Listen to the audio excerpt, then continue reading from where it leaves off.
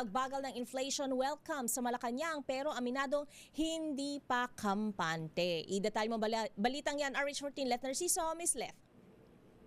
Ms. Ray, itinuturing ng Malacanang na magandang balita para sa mga pamilyang Pilipino ang pagbaba ng inflation sa 6.8% itong Mayo mula 7.2% noong Abril. Ayon kay Palace Press Officer Claire Castro, senyalis ito na unti-unti nang nagbubunga ang mga hakbang ng pamahalaan sa ilalim ng uplift strategy. Pero aminado ang palasyo na hindi pa kampante. Sabi ni Castro, nariyan pa rin kasi ang mga banta tulad ng posibleng pagtaas sa presyo ng langis at epekto ng El Nino.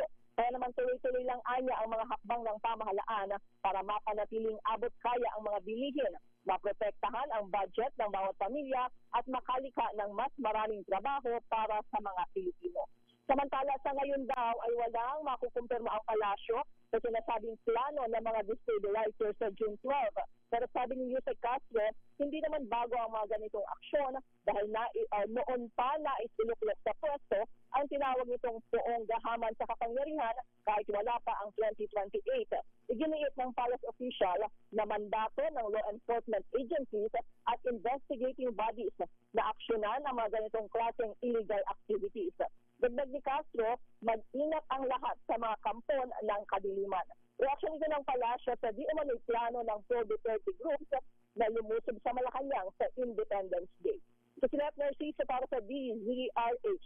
Una sa Pilipinas, una sa Pilipinas.